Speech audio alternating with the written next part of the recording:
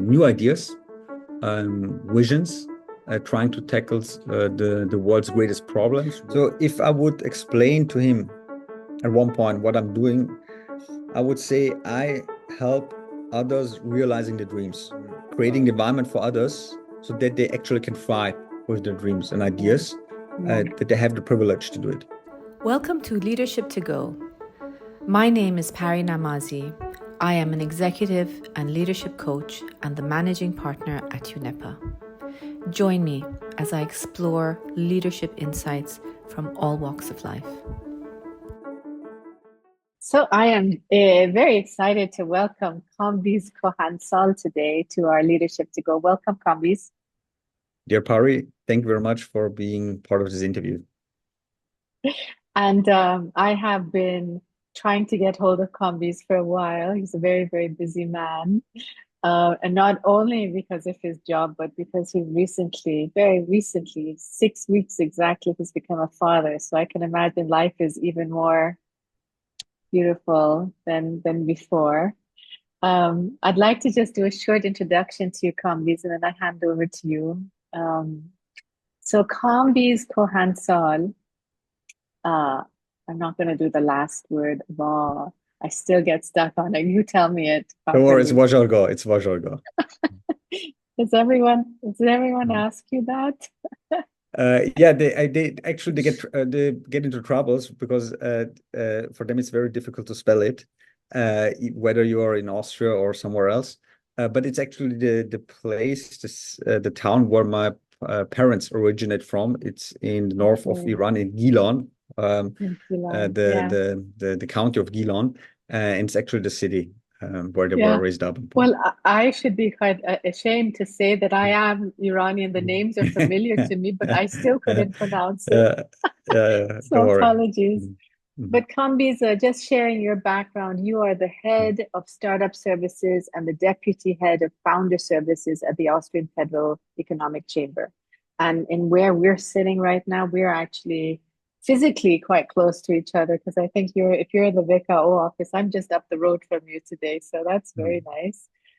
You're founding partner yourself of several startups, and that includes Watchado, Saturo, Carployee, Freebiebox, and you're an angel investor at Gateway Ventures and Founders of Europe.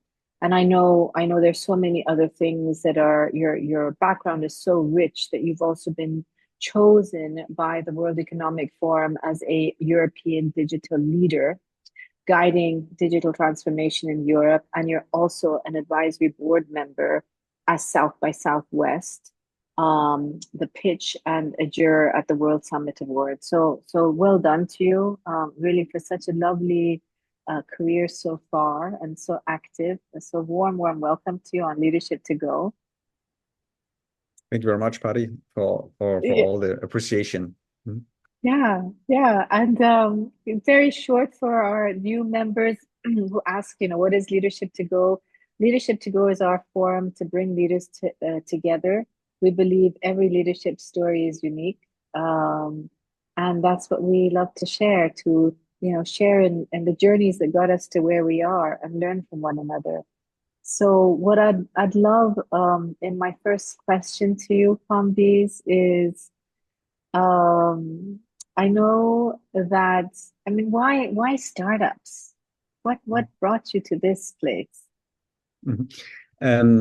So to answer this question, I need to go back into my past a bit. It was around 2011. When I first got into touch with startups, and Austria's startup scene is quite young, so the scene we know as of now started to evolve in the year 2010-11. So it was at the very beginning, and I was still studying, and I was finishing my bachelor's program, and I had to decide what to do. Either join a big company, a corporation, or maybe becoming your own entrepreneur, setting up your own business. And that's how I dived into this world of startups around 2011, where one of my student colleagues, also one of the co-founders of Watchado, he was already working on a project. I ended up, joining Watchado as well, my first startup. And for me, first of all, at this point of time, it was quite new. But not just it was new, but what it represented. That was interesting for me. New ideas, visions, trying to tackle the world's greatest problems with people, diverse people of all different backgrounds, no matter where they come from, coming together, working on a vision, idea, and trying to execute it the best way they can do it. And that's what motivated me. At this point of time, what to do, it was even an idea where I could actually identify myself with this idea because it served or solved a problem that I had on my very own. Meaning, I knew there were a lot of opportunities out there, but still I didn't find the right path at this point of time. Where to head to, which kind of career I want to pursue. And what to do was exactly an idea that solved this kind of problem for young people. And because I could identify myself so much with the idea, I got emotionally involved, and it was one of my own very babies at this point of time. That's how I was thinking about it. And that's what fascinated me. And not just with me, but also like others who wanted to pursue their own dream idea. I wanted to support them with realizing this dream. And this is always I like doing, not just supporting myself, but also supporting others in realizing their dreams, setting up their own business, the startup. That's also what I do when I lecture. So I like lecturing at university and so on, because I want to support people, with their own ideas. That actually what fulfills me to some extent.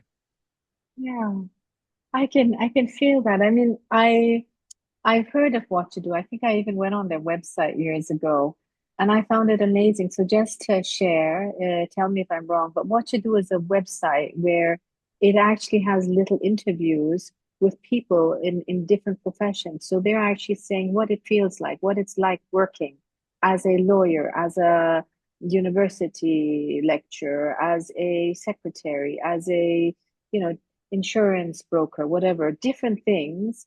And it just gives people a feel of what is that like. And what I found so beautiful and creative in Watchado is it's exactly for people who don't know, what should I do next? What would that look like in my life?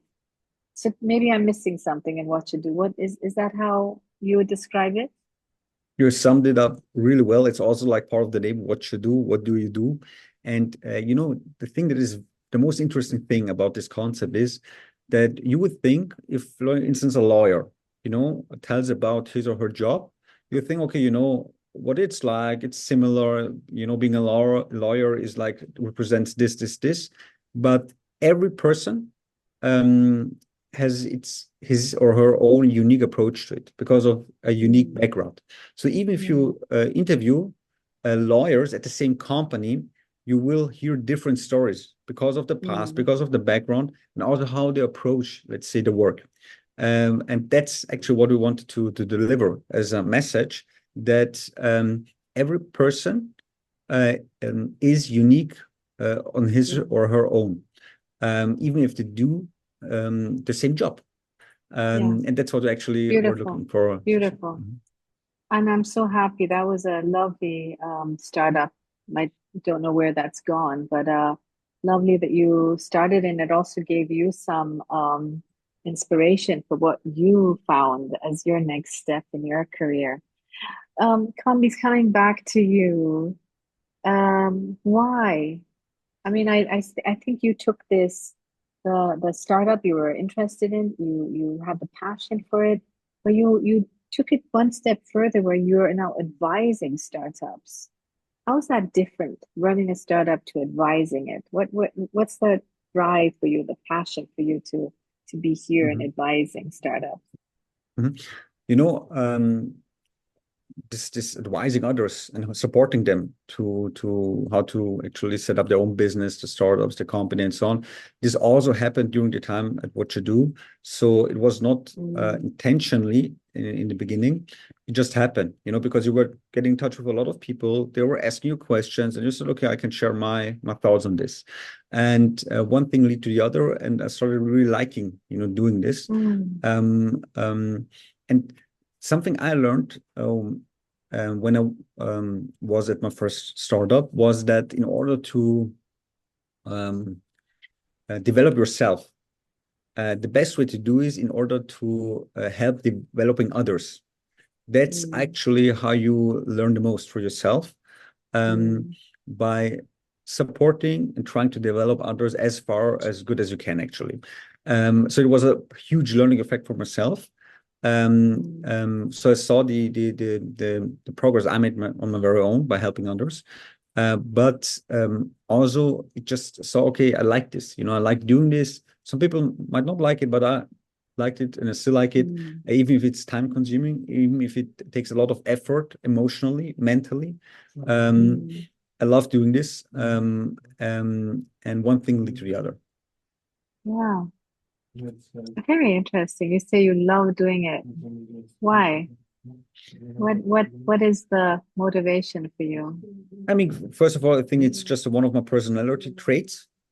Second, I believe in this quid pro quo. So if you support others, it will somehow get back to you at one point, in various ways. So even if you, for instance, in the beginning, it's a lot of effort you put in, and there's no return in any way, return in terms of like typical as an investor jargon, like return investment. At one point, there will be some kind of return. So personality trait, kind of like in doing it, it fulfills yourself. You can identify with it. Also, I know how it is if you're in situations where you have the feeling, at least you have the feeling no one is helping you. I know how it is, how it seems. It doesn't mean that no one is helping you, but at least you have this perception. So I know how the difficult it can be. And that's why I want to make it easier also for others and show them there is someone like supporting it. Yeah. Kambis, tell me, so also I've been coming with I come with an entrepreneurial background. So for the last 30 years, I've been an entrepreneur managing different businesses. Tell me, what if when someone comes to you and they say, I want to start my own business or I'm an entrepreneur, what's the first thing you tell them? So first, I'm not telling them anything. I'm just listening to the ideas, why they're going for this idea. I'm asking questions, have the research, do they know the target customers, do they have a prototype, what is their plan, the business plan, the financial plan. So I just listen and ask questions. I don't try to judge, because something I learned is that even if you have a lot of experience, even if you have a lot of access to data, in the end, it's not necessary that it will mean anything in any way that this idea, this team, this startup will become successful or not. That's something I've learned. So I actually really believe in the end, nobody knows anything, to some extent at least. So it's limited what we can know and how we can forecast things, even if you have the data, even if you have the experience. So you need to be cautious in telling others if that is good or that is wrong and so on. You can share your knowledge, you can ask some questions, you can be challenging, but you can never be sure if this will lead to this direction or this direction. So that has to do with market dynamics, with timing, with all the whole situation you're in and all the factors that actually affect turning a company successful or not.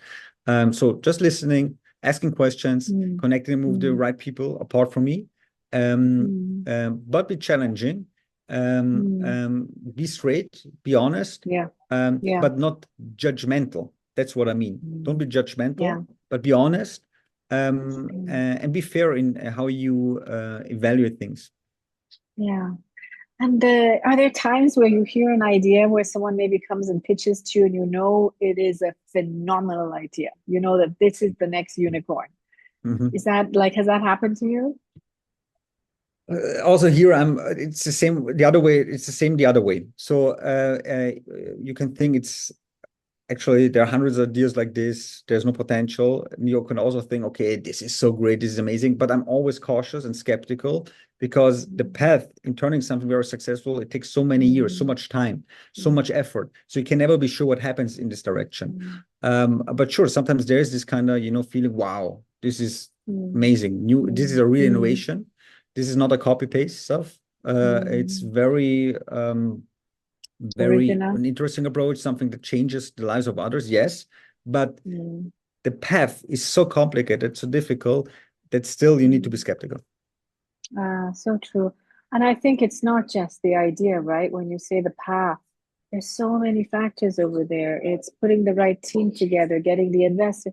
What are some of the challenging factors that you have seen? So I've experienced it myself on my own, very own, but also like with others. They start very promising, but during, in this path of development, they somehow maybe they have, let's say, founders conflict. They have different strategic perspectives. The times are getting more challenging. Then the whole atmosphere in the team changes, or the market changes because of some kind of event that happens. Some kind of crisis or whatever, or other competitors entering the market and actually they outpace you. So I've seen it myself. Some start very promising, and some start with less, let's say, less promising, but they turn out better because the execution is on a much higher level, and there are factors that actually led to this startup becoming successful and the others not.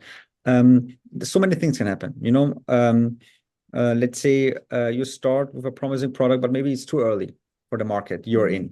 Maybe it's the wrong country, the wrong region. Maybe it's just too early for the market.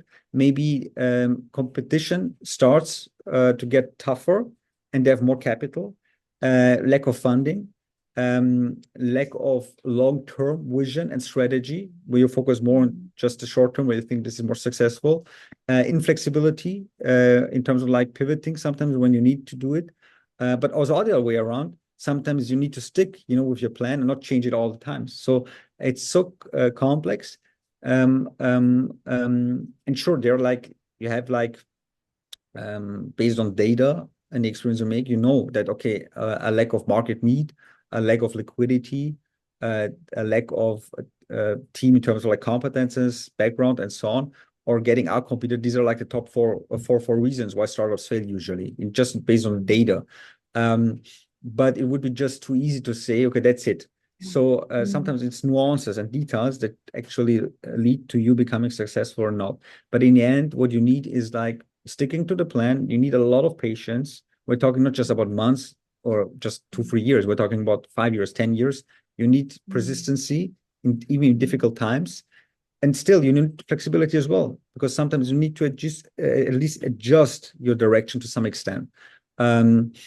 And if you're a first-time founder, it's more difficult. If it's your second company or third, it's easier because you have more experience, at least. Or if you've experienced, the difficultiness before. Yeah. And I wonder if there is a sort of a startup mindset, because some part of the things that you're saying, it's like, it's not only the patience that you have to have, the ideas that you have to have, the flexibility, but it's the resilience, because, there's so many things where it doesn't work and it doesn't work. You keep hitting a wall, and constantly there's so many things that stop you. And yet it's picking yourself up again and saying, nope, it's going to work. And it's, persevering with something and staying resilient. What would you say is the mindset of a startup founder? So different traits. First of all, you need to be open to feedback, to listening. You will sometimes hear that you're the best, and sometimes you will hear you're the worst. So not just hearing it and listening to it, but also how you digest it. Which way? Are you blocking, or are you getting demotivated? So depending on this is one very important trait. First of all, listening to what others say, but also how to digest it. Second, patience is amazingly important, because some things just take years, maybe a decade or so. And that's not easy for a lot of people, because we're in times where at least it seems everything seems faster, more short term. So because so many things happen, so the world is so much connected, so many things happen, and it's very difficult in times of like this to still focus on mid and long term, like planning a strategy, just sticking to the plan. And I wouldn't even say just a startup mindset, but also an entrepreneurial mindset. So are you willing to really take risk that actually can make you, for instance, even go financially bankrupt at one point. Are you ready to do this or not? This is a very important question for you, because if everything is good, there's a lot of capital, markets are going on well, yeah, that's easy actually. But what if it changes? How willing are you to take the risk, make tough and strong decisions, and stick to your plan and your vision? This is so important. And some startups, I believe in the last couple of years, they focus very much on the short-term development. And if times were good, everything was fine. But if it changes, then you actually suddenly the problems start to like really evolve. Also, not just who is your team, but also like in the periphery, the investors, the partners, the customers, the tax accountant, the lawyer you're working with, all this needs to fit together like a mosaic, and leading to an overall greater picture. And setting this up takes time. If you don't have the experience, if you haven't worked with people before, or if it's not your, if it's your first or second or third startup is different, but if it's your first company, that's much more complicated. So these are the things that I believe are very important to become successful. And I have to say this because in the environment we live in, when it comes to startups, this is something not many people talk about, but it's also about the environment you're in. So just doing a startup is not something that everyone can actually afford to do it. At least not in the Western Hemisphere where we are. So it is a privilege sometimes, it's a privilege, and the access to capital and funding very early on. And if you take a look, and a lot of the founders, they had this access because they were in a privileged situation, but that's not the case for others. And I mentioned the Western Hemisphere because also here you have to differentiate. For instance, you have countries where it's more about necessity-driven entrepreneurship. So you become an entrepreneur because you need to become an entrepreneur to actually earn your money and enough money to live. There are countries like this, and in these countries, for instance, some African countries, Rwanda, Angola, and so on, you also have a lot of more female, founders in the startup environment, because it's not just innovation-driven. And it's not because it's a privilege, but it's because you need to do it to actually earn enough money. It's a different approach. So depending on the situation you are, the environment, the family background, the financial background, and so on, this is also a factor, that defines if you actually can afford, go to this direction or not. But I've also met a lot of founders, startup founders, who come from really not privileged backgrounds, and they became very successful because they were so tough. And that's also a really good reminder that sometimes, depending on the environment, there's privilege over there. And I wonder, when you talked about that, what I'd love to, pick your brain on is why is entrepreneurship and startups important in your eyes? Can you repeat the question? Need that? Why does a country need to have? Sure. Because in some countries, you see the country making space for innovation and startups and disruption, but in others, no. So why? And we know how important that is to grow economies and industry and and have that connection. But in your eyes, why is it important? So first, I want to mention entrepreneurship is not just about founding your own company, but you can also be entrepreneur within a big organization, a corporate structure.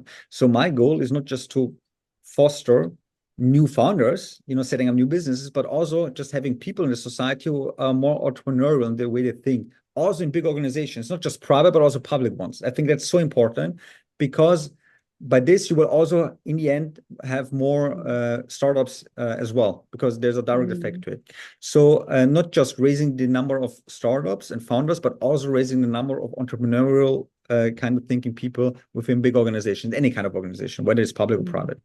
And now there's data. There's hard data that shows regions and countries who focus on it. First of all, it's a job creator.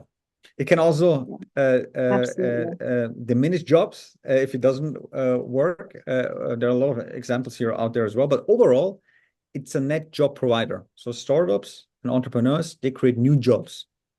In total numbers, every region, they're active.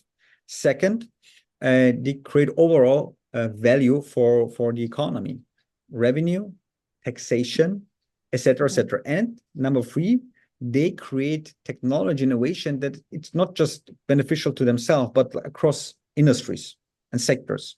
So we can directly see the effect of startups creating new technology that again affects other industries, all different companies, all different like civil society with positive effects. And you can see this in numbers. You can make benchmarks between countries, but also like between continents. So those continents who focus more on this have created higher economic growth throughout the last 10, 20 years. So we have the data, but also it's good just to have people who not just think the same way like everyone else, but do also like practice some kind of out of box thinking. I'm not saying that everyone who is out of box has good ideas and is creating value, but we need a good combination. We need a mix. Yeah.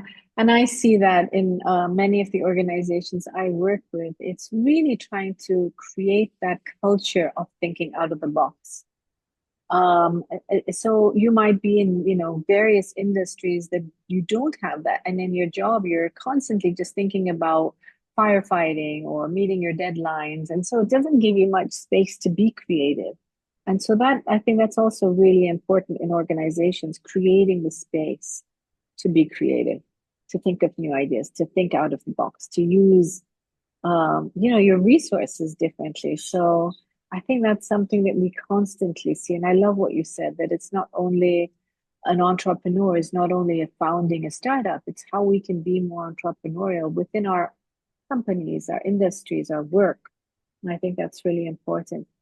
Kambis, I know you have a very tight schedule today, so I don't want to take up more of your time, but what's your dream in the startup world? What do you dream to happen, to see? What do you want to see happen? Yeah, that's a complex question, because it depends. I mean, what I want is, there are different things I want. I look forward to. First of all, I want more startups and founders within the ecosystem to think more mid and long term. That's one thing. So a change of mindset within the ecosystem. Second, I want to get much more people, or many more people, who are not part of the ecosystem becoming part of it. So opening it up, so that actually it's fluent.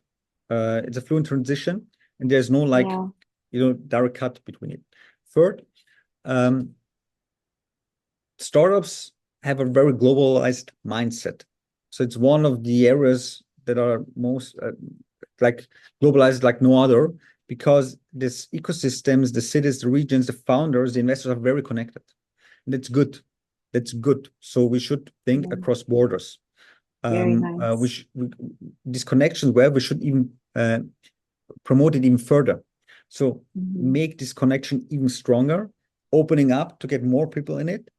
And also something we're working on, to think more in an included type of way. So meaning, I will give just a very concrete example.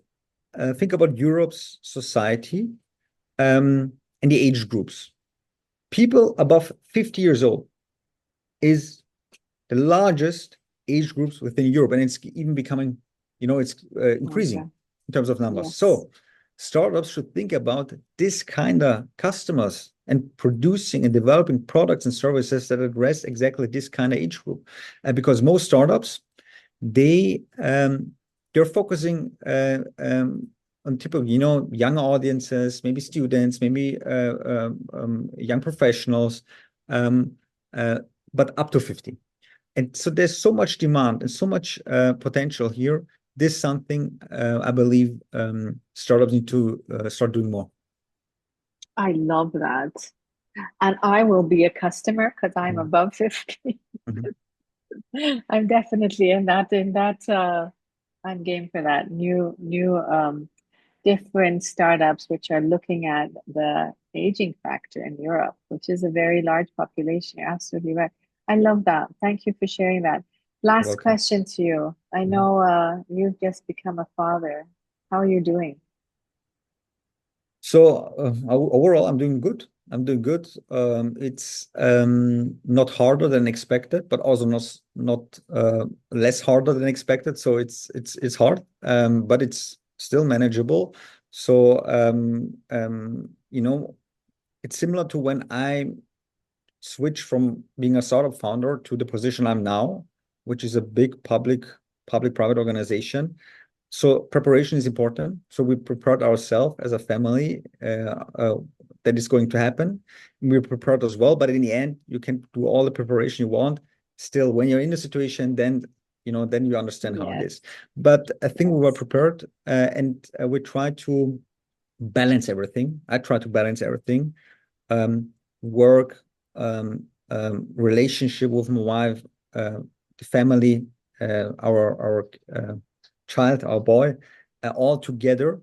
So nothing comes short. But sure, now the focus, the primary focus is still on the boy for sure, and you try to actually build everything around it. But still, that nothing comes short. It's a challenge. It's not easy, but it's also like setting up your own startup.